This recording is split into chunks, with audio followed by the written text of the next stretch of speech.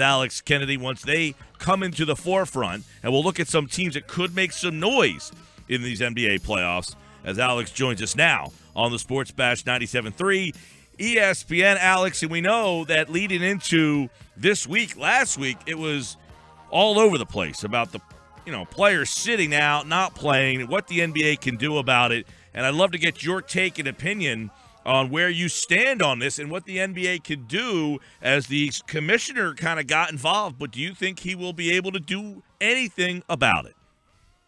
That's a great question. Adam Silver's been frustrated about this since he took over as commissioner. And they've tried to add some things to the schedule so that players don't rest and sit out. They try to remove the amount of back-to-backs, or at least lower the number of back-to-backs. And situations where teams were playing 3 games in 5 nights and things like that. They try to spread the schedule out a little bit, and we saw them give players an extra week for the All-Star break. I wouldn't be surprised if at some point we see them take away like a preseason game or 2 even. I don't think they're going to come down from that 82-game regular season number, and they're certainly not going to shorten the playoffs because the owners aren't going to give up those game checks. But I do think that everyone involved understands that, this is a long season. 82 games is a long time. So what teams are doing this because they want to make sure that they're not going to be injured for a playoff run. And you can understand that, a team like Cleveland or a team like San Antonio, for example, that is known for resting players, these are teams that go on deep postseason runs every single year. So I kind of understand it from both sides. I understand the team having the, long-term goal in mind and their players' health in mind and then circling certain games. But I also understand, whenever the Cavaliers play the Clippers, that's the only time that they're playing the Clippers on the road that year, on that season. So I understand the fans' frustration, too, when they shell out their money and they don't get the entertaining night that they thought they were going to be seeing. So I totally get both sides of it, and that's why it's a tough issue for the NBA. Yeah, and how much, does the television partners that come into play here? You look at ABC, ESPN, TNT, when they say, hey, we're picking you to be on television, and the league itself saying, look, we're showcasing you teams. You're supposed to be showing fans our best product. We pick our best teams typically to be on television, and you're not giving them that. Yeah, and I think that's really what upset Adam Silver about this particular situation. It was a nationally televised game against a contender in the Western Conference. It kind of reminds me of a few years ago whenever the Spurs were fined for doing this and setting their players. They didn't even have them in the arena. They sent them home before a nationally televised game. If you do it on national TV, the NBA is going to get upset. And that's why it became a big story because, the TV partners aren't happy. And they spent much of that game, much of the post-game, much of the next day really, railing on the Cavaliers. And I get it. They're frustrated because they shelled out money too, a lot of money to be able to broadcast those games. And certainly it's all about ratings there. So I get it. I mean, for all sides involved. Like I said, I think they're going to keep trying to do things to, even the schedule out and try to make things easier on players so they can play more games. But at the end of the day, it's just kind of crazy to me that we kind of settled on this 82-game number. It was so arbitrary. We see players break down all the time. It's pretty rare for guys to play, 80-plus games consistently year after year. So, even a guy like LeBron, who hasn't been injured really significantly throughout his career, he doesn't play every single game. He's going to rest, and he's played over 49,000 minutes. But a big part of that is because of the way he's taking care of his body and kind of paced himself. So that's where I totally understand it from the team's perspective. And the NBA just has to try to, work with the schedule they have. But it's going to be tough to kind of appease everyone. So, Alex, what's a bigger issue in your mind, stars sitting or tanking in the NBA? Tanking is more of an issue for me. I think I have no, issue with it, but I think in terms of doing it like right now, but I think the system incentivizes it for teams. And I talked about this, whenever Sam Hinkie was doing it in Philadelphia blatantly, it makes sense. And now I think you kind of look at all the picks and stuff that's coming into the Sixers, and you can question the moves that were made and who was drafted and all that. But I think we've kind of seen that if you follow that tank pattern and you do that, then it's going to work. But I do think that that's a bigger issue for the NBA because fans get frustrated with it. And again, if a superstar player is resting one night, then that impacts that one game. If you're, blatantly tanking, then that's impacting multiple seasons. And I think the NBA was lucky that the Sixers were the only team doing it. I think that, that kind of kept them from being criticized more. But had there been 5 teams doing it or more, then, even 3 teams, I guess, then you're seeing ticket sales down, you're seeing revenue down, then it becomes a bigger issue. So that's why I think the NBA, whenever they started seeing that kind of become a trend a little bit, that's when you started to see some concern from the league office, and they started looking at different scenarios. So I think tanking is probably the bigger issue. And I think probably the biggest issue, in my opinion, is parity in the NBA. There's only 3 to 4 teams that can win that championship every single year. They'd like it to be closer to, 10 and have more parity, just like the NFL does. But it's tough to do whenever, superstars are teaming up and you have 7-game series in the playoffs.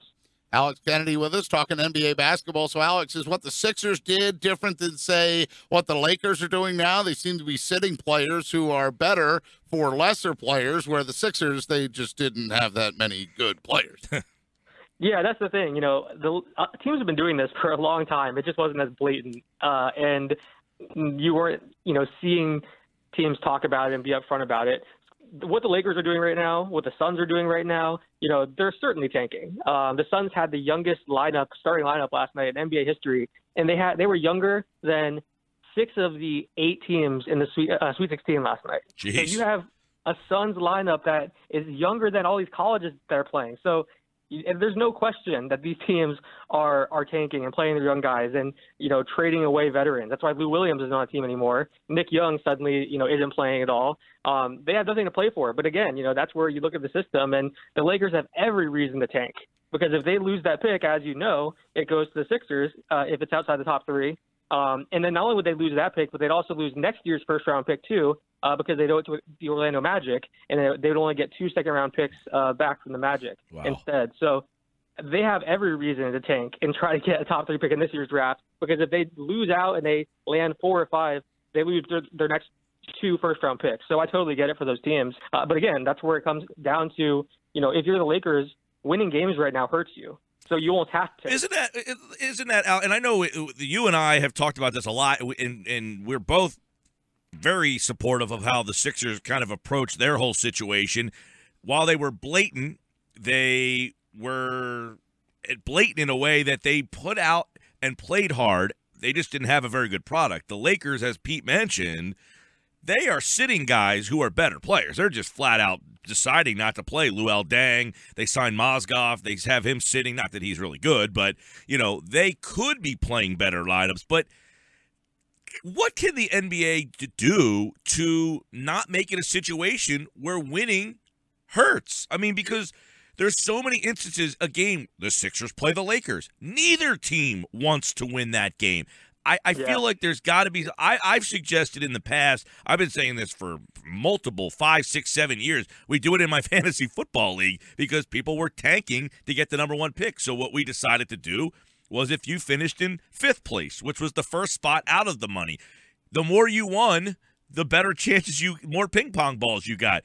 These young teams like Minnesota that want to have their young players play and get better as the second half goes on, these teams don't want their young players playing, and they don't want to win. I feel like the NBA needs to try to come up with something to combat that.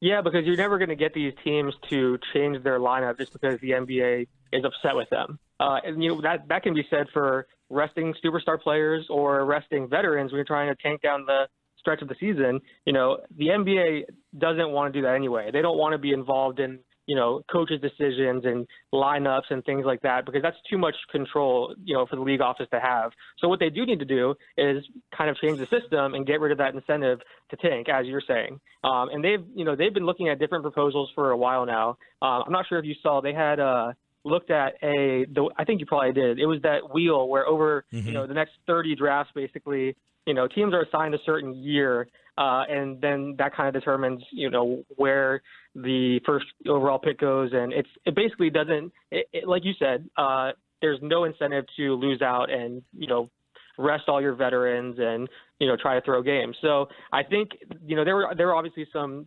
people who, were criticizing that model or that idea, but that was brought to the table by the Boston Celtics assistant GM, Mike Zarin. And there have been a few different things like that have been kicked around. I think right now. Do you like that one? Do you like the wheel? I wasn't crazy about it. I think that, there's some good ideas within that, but I think that if you set it if you just set it too, and a team knows they're going to have the first overall pick in a certain year, I think it just changes things. It changes the way you kind of strategize and build your team. And I also think that the NBA likes the excitement of a lottery and having that instead of just having a thing that's set every single year, and it kind of loses some of the fun. So I do think that's part of the problem too. But I think that right now you're seeing Adam Silver is kind of letting this go at the moment. And certainly, we've already seen that they have a new CBA agreed to. So it wouldn't surprise me if this is something that gets kicked down the road a little bit. But it is something that they have to address eventually. Yeah, to me, because being in a situation where you're playing a game and losing or winning actually hurts your team's possibilities moving forward. And I know it's a lottery, so you don't necessarily get the spot of the play. If you're the third worst team, that doesn't necessarily mean you get the third pick in the draft. But your team should want to win basketball games. I mean, it's kind of sad that we have tank lists and that we cheer for teams to lose. The NBA really, I agree with you that this is a bigger problem than the teams sitting out. Let's talk about some of the teams, Alex, as we get down the stretch run here. I want to ask about the Bucks. A lot of people talk about them. They're a team that has a lot of young talent. Unfortunately for them, Parker got hurt. But is Milwaukee a team in the East that could be maybe a sleeper? Yeah, I think so. They're getting hot at the right time. They had the Chris Middleton injury earlier in the season, but he's back now. Giannis Antetokounmpo is on pace to become the fifth player in NBA history to lead his team in points, rebounds, assists, blocks, and steals. He's having a monster year there. They have, a nice core. Thon Maker actually has stepped up and played pretty well in the in the absence of Jabari Parker, and Michael Beasley too. He's played pretty well too. He's a guy that they brought in over the offseason, and they're getting hot at the right time, kind of figuring things out. So they've won 8 of their last 10. I want to say they have the best record in the NBA over the last 12 games. So certainly they're a team to watch entering the postseason because they have momentum. It's really going to be hard for them if they draw a team like Boston or Washington because those teams are playing well too, and they are more talented. But just this team is just such a mismatch problem for other teams. With Giannis Antetokounmpo, being 7 foot at point guard, and having so much length and so much size and all of that and athleticism, they're going to be a tough out no matter who they play. Alex, it's a great core. It seems like a core that's maybe under the radar. And, people talk the Timberwolves, they talk the Sixers a lot, but are the Bucks better moving forward than those two teams? Well, I think that's a good question. Of all the players in the league that are 25 or younger, I would probably build my team around Giannis Antetokounmpo. I love his game. I think, he's someone that is really efficient. He can do it on both ends of the floor. He causes matchup problems. You can move him around and really do a lot of things with him. And I give the Bucks a ton of credit for the way they developed him and used him. So I think you certainly have that centerpiece there and the superstar to build around. And then I think that, the supporting cast is really nice too. And they've done a good job of putting veterans around those guys too. You look at Philadelphia's roster, you look at Minnesota's roster. Minnesota doesn't really have a ton of impact veterans around that young core. And I think you're going to see that change this offseason. But I think that's probably the biggest difference. But yeah, I mean, they're gonna be able to go get some more playoff experience now, and that's gonna be great for this team. And I do think they're one of the top young cores in the NBA. And with the Sixers news, Alex, about Joel Embiid having another surgery, are you becoming more and more concerned about his ability to be trusted to be that piece to build around for the Sixers? Yeah, I think you have to be concerned. When he was healthy, obviously he was putting up the numbers and he looked like he was going to be that guy. But the injuries are the big concern with him. He played 31 games this year. This is now the 4th year in a row that his season has ended early because of an injury of some sort. If you're looking back at college too. So it's definitely concerning. I really hope that he can put this all behind him and this is kind of the last time he has to go through it because I know how frustrating that can be for guys. So hopefully, this is the last time, but it certainly has to be a consideration for the Sixers moving forward and something that does affect the way you kind of look at the long-term outlook of the team.